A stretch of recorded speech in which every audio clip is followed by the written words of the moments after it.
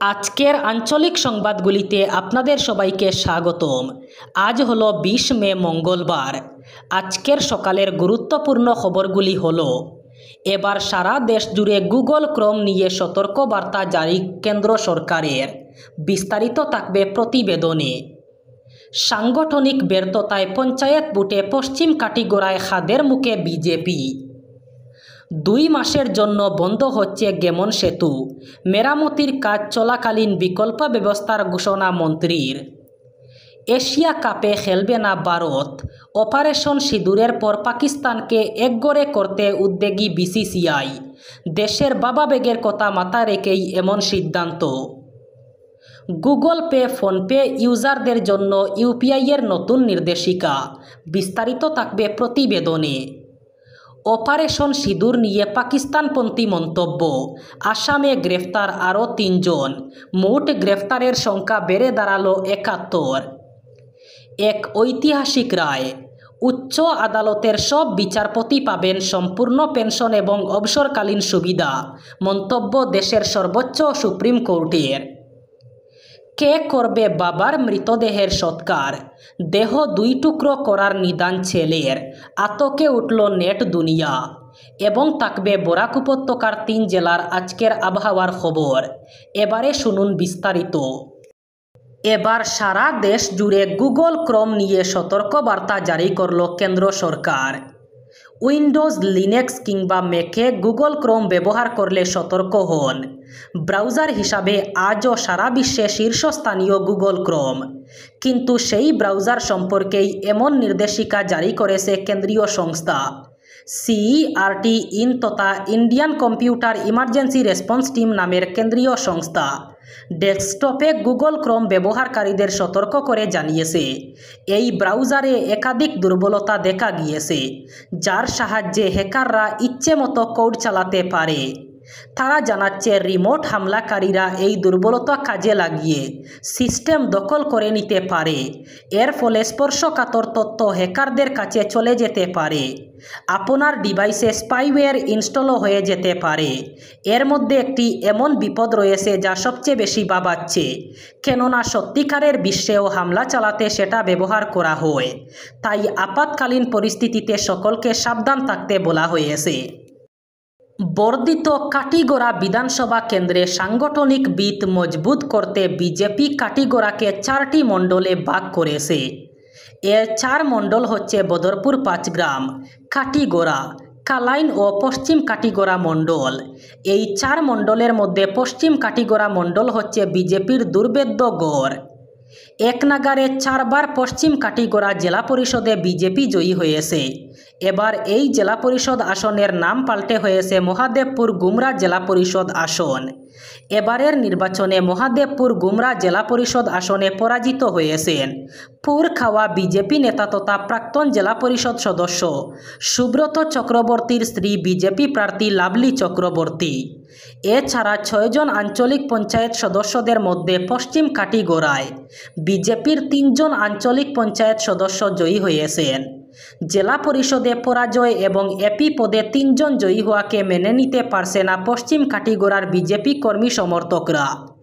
পশ্চিম কাটিগড়ার BJP কর্মী সমর্থকদের বক্তব্য, সাংগঠনিক ব্যর্থতার জন্যই জেলা পরিষদ এবং আঞ্চলিক পঞ্চায়েত সদস্য পদে বিজেপির শোচনীয় পরাজয় ঘটেছে। বরাক উপত্যকার অন্যতম গুরুত্বপূর্ণ গেমন সেতুটি আগামীকাল অর্থাৎ 21 মে থেকে আগামী 2 মাসের জন্য সম্পূর্ণভাবে বন্ধ ঘোষণা করা হয়েছে। সেতুটির জরুরি মেরামতি এবং সংস্কারের লক্ষ্যে এই সিদ্ধান্ত নেওয়া হয়েছে বলে জানিয়েছেন মন্ত্রী কৌশিক রায়। পরিদর্শনের সময় তিনি বরাক উপত্যকার অন্যতম গুরুত্বপূর্ণ কাটিগড়া বদরপুর সংযোগী গেমন সেতুতে ছুটে যান মন্ত্রী কৌশিক রায়। কাছাড়ের জেলায়ুক্ত মৃদুল যাদব এবং national highway infrastructure development corporation লিমিটেডের জেনারেল ম্যানেজার গৌরাঙ্গ দেওগড়েকে সঙ্গে নিয়ে সেতুটি পরিদর্শন করেন। এরপর কাটিগড়ার পূর্ত বিভাগের কার্যালয়ে জেলা সহসভাপতি বিপ্লবকান্তি পাল, মণ্ডল সভাপতি বিশালাক্ষ দেব, প্রাক্তন মণ্ডল সভাপতি নির্মলেন্দু চক্রবর্তী সহ স্থানীয়দের সঙ্গে নিয়ে এক সাংবাদিক সম্মেলনে মন্ত্রী কৌশিক রায় এই ঘোষণা দেন। ভারত পাকিস্তান সংঘাতের জেরে এবার এশিয়া কাপ বয়কট করছে বিসিসিআই, এমনটাই শোনা যাচ্ছে সূত্র মারফত। ক্রিকেটের মঞ্চে পাকিস্তানকে একগড়ে করতেই এই পদক্ষেপ করতে চলেছে ভারতীয় বোর্ড। বর্তমানে এশিয়ান ক্রিকেট কাউন্সিলের প্রধান মহসিন নকভি, যিনি আবার একই সঙ্গে পাকিস্তানের স্বরাষ্ট্রমন্ত্রীও, তাই পাক ব্যক্তির নেতৃত্বে কোনো কাজ করতে আগ্রহী নয় বলেই এশিয়া কাপ থেকে সরে দাঁড়াতে চাইছে বিসিসিআই, এমনটাই সূত্রের খবর। চলতি বছরের এশিয়া কাপের আয়োজক দেশ ভারত। শুধু তাই নয়, আগামী মাসে মহিলাদের ইমার্জিং টিমের এশিয়া কাপও আয়োজনের দায়িত্বে ছিল বিসিসিআই। দুটি টুর্নামেন্ট থেকেই সরে দাঁড়ানোর কথা এশিয়ান ক্রিকেট কাউন্সিলকে জানিয়ে দিয়েছে ভারতীয় বোর্ড, এমনটাই খবর সর্বভারতীয় সংবাদ মাধ্যম ইন্ডিয়ান এক্সপ্রেস সূত্রে। নাম প্রকাশে অনিচ্ছুক বিসিসিআইয়ের এক সূত্র জানিয়েছে, দেশের বাবা বেগের কথা মাথায় রেখেই এমন সিদ্ধান্ত। ভারতের national payments corporation of India অর্থাৎ এনপিসিআই ইউনিফাইড পেমেন্ট ইন্টারফেস অর্থাৎ ইউপিআই লেনদেনে ভুল ব্যক্তির কাছে অর্থ প্রেরণের সমস্যা সমাধানের জন্য একটি গুরুত্বপূর্ণ পদক্ষেপ গ্রহণ করেছে। নতুন নির্দেশিকা জারি করে এনপিসিআই ব্যবহারকারীদের অর্থের নিরাপত্তা নিশ্চিত করার লক্ষ্যে একটি নতুন বৈশিষ্ট্য চালু করেছে। এই নিয়ম অনুযায়ী গুগল পে, ফোনপে, পেটিএম, বিম সহ সকল ইউপিআই অ্যাপকে লেনদেনের আগে প্রি ট্রানজ্যাকশন বিবরণ পৃষ্ঠায় শুধুমাত্র অর্থ গ্রহণকারীর প্রকৃত নাম প্রদর্শন করতে হবে। এই নামটি অবশ্যই একটি বিশ্বস্ত উৎস থেকে, অর্থাৎ ব্যাংকের রেকর্ডে থাকা পার্সপেক্টিভ এপিআই থেকে প্রাপ্ত নাম হতে হবে। কিউআর কোড অথবা প্রেরকের দ্বারা প্রবেশ করানো কোনো অন্য নাম অ্যাপে প্রদর্শিত হবে না। এই ব্যবস্থা ব্যবহারকারীদের বিভ্রান্তি এড়াতে এবং সঠিক ব্যক্তির কাছে অর্থ প্রেরণ নিশ্চিত করতে সাহায্য করবে। ভারতের অপারেশন সিঁদুর নিয়ে পাকিস্তানপন্থী এবং দেশবিরোধী মন্তব্য করার অভিযোগে আসামে আরও 3 জনকে গ্রেফতার করল রাজ্য পুলিশ। মুখ্যমন্ত্রী হিমন্ত বিশ্ব শর্মা গতকাল এক্সে জানান, 3 জন দেশবিরোধীকে আটক করা হয়েছে।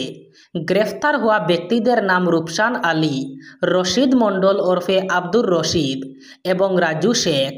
রূপসান আলীকে কুকরাঝাড় থেকে, রশিদ মণ্ডলকে গোয়ালপাড়া থেকে এবং রাজু শেখকে দক্ষিণ শালমারা থেকে গ্রেফতার করা হয়েছে। মুখ্যমন্ত্রী জানান, আসাম পুলিশ ডিজিটাল জগৎকে কঠোরভাবে নজরদারিতে রেখেছে। এই 3 জনকে গ্রেফতারের ফলে এখন আসামে মোট 71 জনকে পাকিস্তানপন্থী অবস্থানের জন্য গ্রেফতার করা হয়েছে। এদের মধ্যে সবচেয়ে আলোচিত হন all India United Democratic front অথবা এআইইউডিএফের বিধায়ক আমিনুল ইসলাম।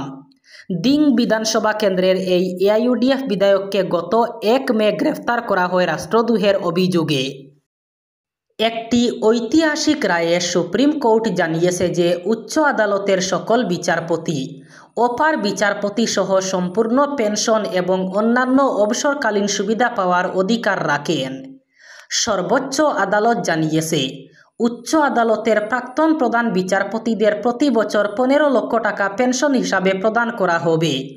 এই সুবিধা না দেওয়া হলে তা সংবিধানের 14 নম্বর অনুচ্ছেদে বর্ণিত সমতার অধিকারের লঙ্ঘন হবে বলে গণ্য করা হবে। সুপ্রিম কোর্টের বিচারপতি বি.আর. গাভাই এবং বিচারপতি অগাস্টিন জর্জ মসিহর বেঞ্চ এই রায় দেয়।